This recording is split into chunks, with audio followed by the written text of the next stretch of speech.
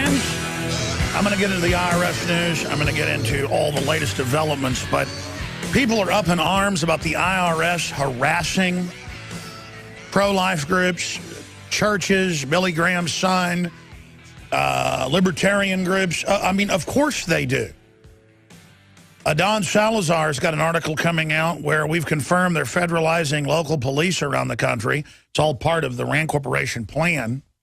They wear bizarre red armbands. And they took part in helping arrest Adam Kokesh when he was on federal property. Local Philadelphia police did. But in there, they list these local federal specialized police as anti-terror and anti-civil disobedience. And they list protesting as civil disobedience. Protesting, demonstrating as people getting together saying, we don't like what you're doing. This is our country. But all over the U.S., they will not issue protest permits to any type of libertarian or conservative group. I don't get permits. I go on the Capitol and I protest. I go into the Capitol and get in people's face. And the police stood down and did their job because they, A, don't like what's happening. I happen to have talked to some of the top people. And B, they understood, hey, you get a permit if you want the steps all to yourself, just like you get a permit to block a road for your parade. Then you've got to get a permit because you're blocking everybody else. But see, that's why gun permits, sure, you get a permit to be specially trained and to have it concealed because common law says you can't have concealed weapons because bad guys carry concealed weapons. So now we can, because it's illegal to have concealed weapons under common law, we can give you a license to have one. Because it can also scare the bad guys. But see, then it turns the idea of owning guns into a permit, period. Kind of like, oh, you want a church? Now you got to have a permit for that.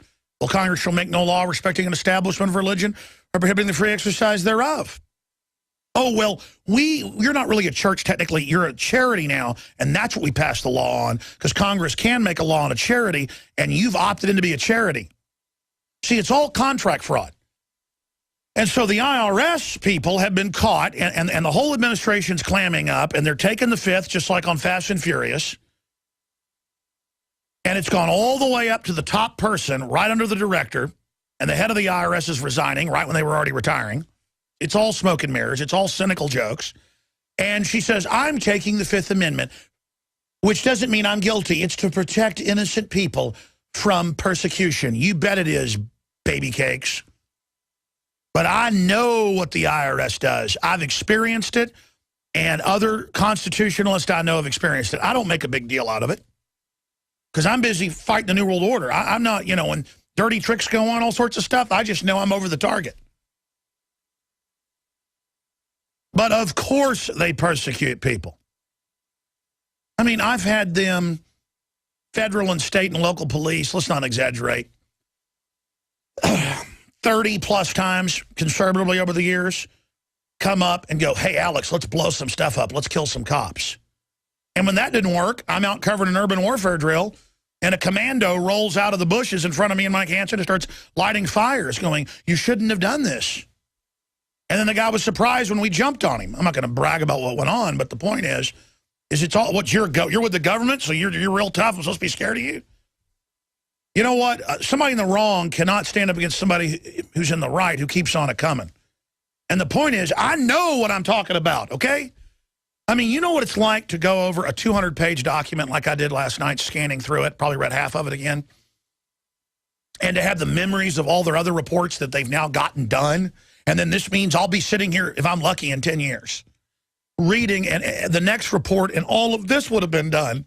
The UN model occupation of a federal mercenary force, the overthrow of due process, spy networks. And what's crazy is it is a UN implosion model. Just like the Soviets would take over a country, cut off the resources to bankrupt everybody for a couple of years to then break their will and then reorganize things under insiders' control. It's a criminal instinct. And just like Mao did that with the Great Leap Forward, Cultural Revolution, and just like the EU's doing with its high taxes that the insiders are exempt from, this is a criminal monopoly takeover. It is like robbing a bank. I mean, it is totally 100% from every angle, inside and out, a criminal takeover, and this is nothing. The physical occupation is at least something people are going to be able to see.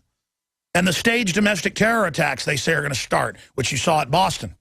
By the way, one of the roommates, one of the witnesses, said the FBI wants to come talk to me. I know they're going to kill me. They got him in custody and shot him in the head.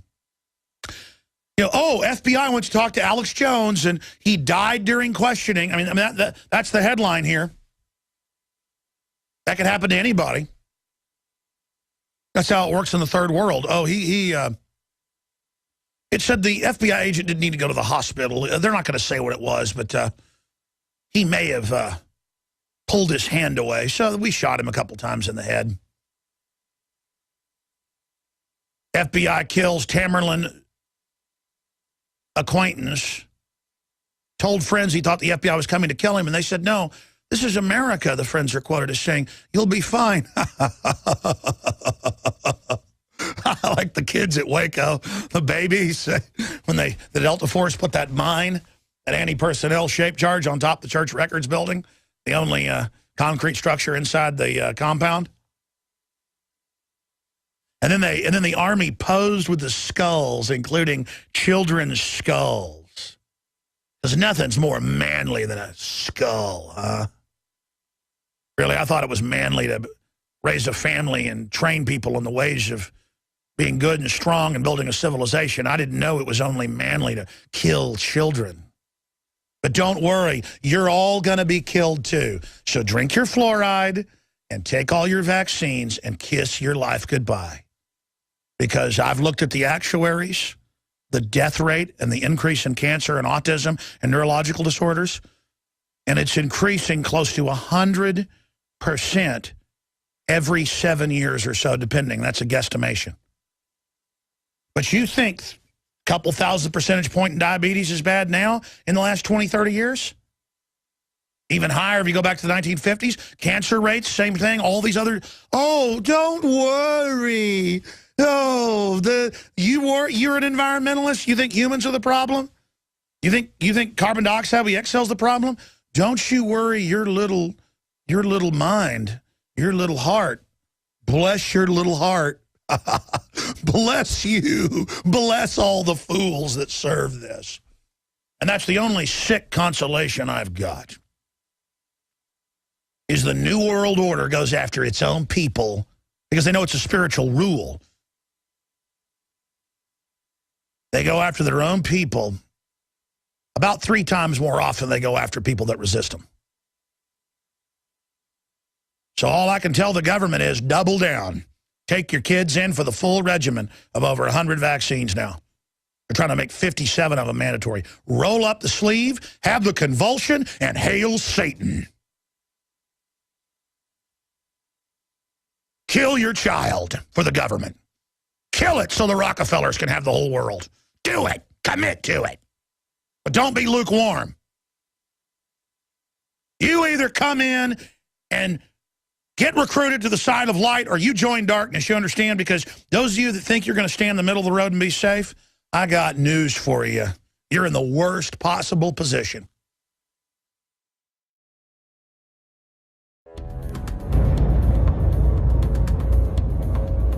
Our viewers have demanded it, so now you're gonna get it.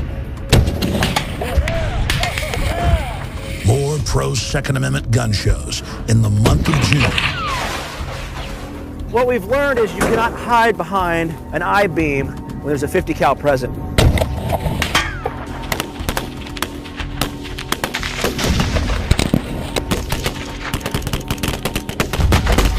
Brothers in Arms, 50 cal ammo review, and more. Coming in the month of June to the InfoWar.